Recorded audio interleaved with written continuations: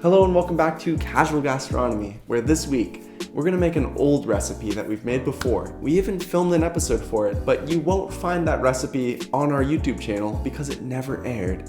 And that's not because the recipe turned out bad. It's actually because I deleted all of the footage after we filmed it without sending it to Lauren because I'm a dummy. And that recipe is ravioli with the Spanish flavor-inspired filling. And the last time we made it, it actually turned out really well and was really yummy, so we're excited to give it another try today. Yes, but before we get started, don't forget to hit that like button and also subscribe if you haven't done so already. Let's go. We're going to begin by making our pasta dough so that it has plenty of time to rest. You can even do this the day before if you're looking to save a little prep time on ravioli day. Begin by measuring out 2 cups of all-purpose flour into a large bowl. Then add in 3 beaten eggs, 1 tablespoon of extra virgin olive oil, 1 teaspoon of kosher or sea salt, and if you're feeling fancy, add in a half teaspoon of turmeric for color. Normally we would use saffron, but that stuff is expensive and I'm honestly not super convinced that it really adds that much flavor to the dish. Now, mix your ingredients with a rubber spatula or wooden spoon until it all comes together and no dry flour remains. Our dough is feeling a little too dry, so we added in 2 tablespoons of water and kneaded it in until it was fully incorporated. At this point, you're welcome to take a 5-minute break. Now back to work. Next, we're going to knead our dough by pushing it away from our body on a clean countertop and folding it in half and repeating that motion for about 10 minutes. Once the dough feels springy and appears smooth on the surface, wrap it tightly in plastic and set it aside while we prep our filling. If you're doing this a day ahead of time, place your dough in the fridge, but you probably knew that. For our filling, we're going to bring about 2 tablespoons of olive oil up to medium heat in a skillet. Then we'll add in half of a diced onion and 6 ounces of ground pork. Break up the pork a little and give it a stir, then let it cook for 5 to 6 minutes until the pork is beginning to brown and the onion is beginning to soften. Then we'll add in 2 thinly sliced cloves of garlic and half of a diced roasted red pepper. Finally, add in 2 canned Roma tomatoes, which have been diced, about 1 teaspoon of kosher salt, half a teaspoon of freshly grated black pepper, and half a teaspoon of paprika. Then give it a stir and let the whole mixture cook over medium-low heat until it begins to brown a little more. Then add in about 1/3 cup of water mixed with half a teaspoon of cornstarch and let the mixture cook for about 5 minutes until it thickens. Once it's done, remove it from the heat and set it aside to cool while we prepare our pasta dough. If you have a pasta maker, you most likely already know what to do at this point, so feel free to skip ahead. Now for us peasants who roll pasta dough by hand, begin by cutting your dough into 2 equal pieces, then wrap one half and set it aside while you roll out the first half. Now, simply press down on your dough to flatten it out a little bit. Then, begin rolling it out evenly on a lightly floured countertop until it's thin enough that you can fold it in half to laminate the dough.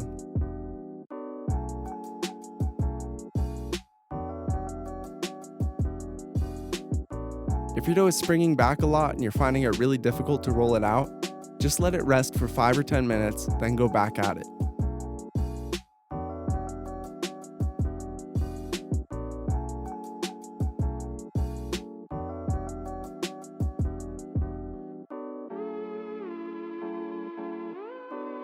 On your final roll, you should try to get your dough as thin as possible so that you can at least see the silhouette of your hand through it when you hold it up to a light.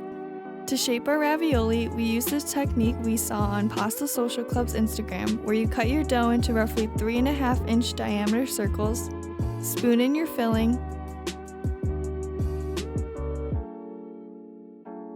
then brush the edges with a little water or egg wash and fold it up into a triangle. This does result in some pasta scraps, but it's way easier than the traditional method and they look really cool.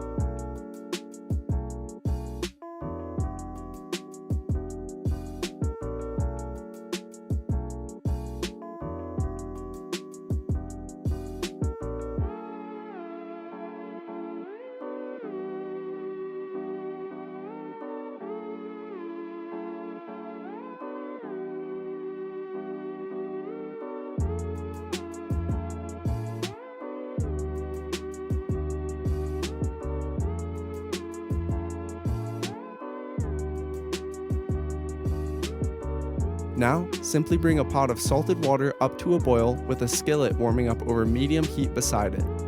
Then, drop 1 serving of raviolis into the water for 2 to 3 minutes, stirring occasionally. Then, add in 2 to 3 tablespoons of extra virgin olive oil into the skillet and transfer your ravs from the boiling water into the skillet along with about a 1/4 cup of pasta water and a teaspoon of capers.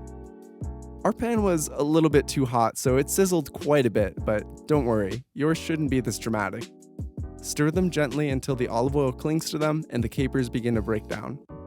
Normally we would use butter here, but olive oil is a little more Spanish than butter, so olive oil wins this time. Finally, top your ravs with a little bit more shredded manchego and some fresh thyme.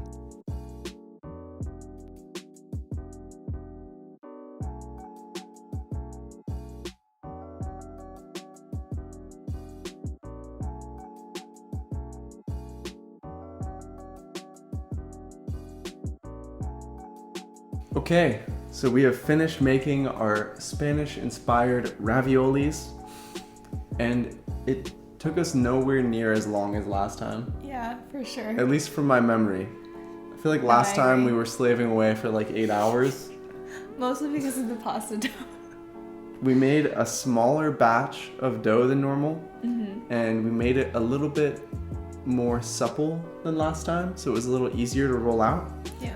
And I'm pretty happy with the thickness we turned out got. really well. It's not perfect, but it's way better than any previous attempt at ravioli. We're improving. But that's just based on looks. Yeah. As for the taste, can we please try this now? Please.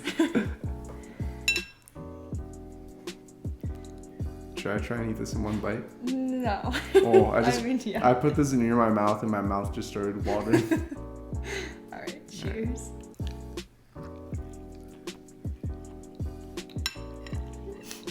We're the one biter.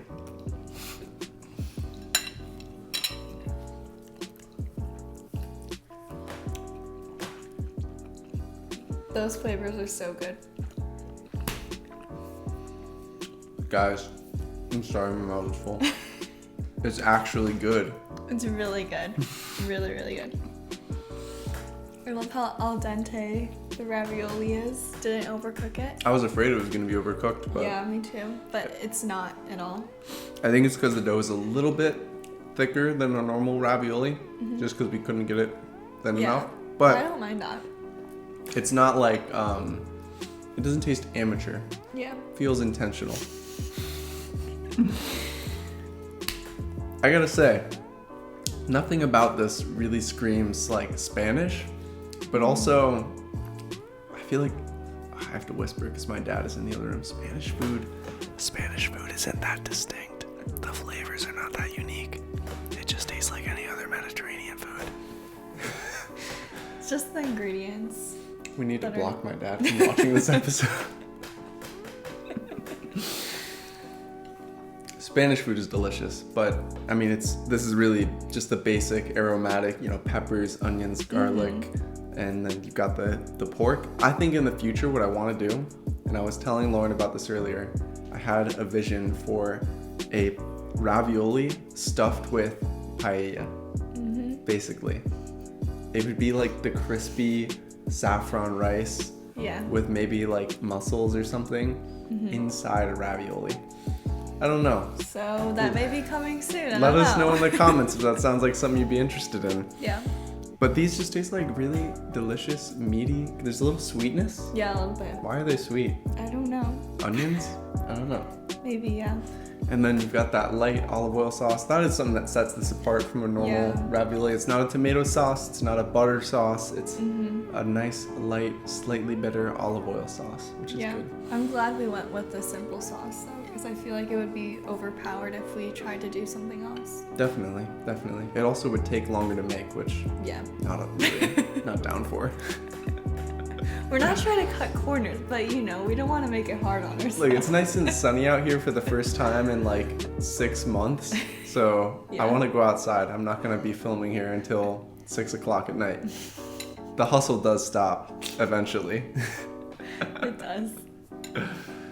Well, guys, this recipe turned out great. Even the shape was fun and it was easier than the other way of shaping ravioli. So highly recommend that you try this out. And we'll see you on the next episode of Casual Gastronomy. Goodbye.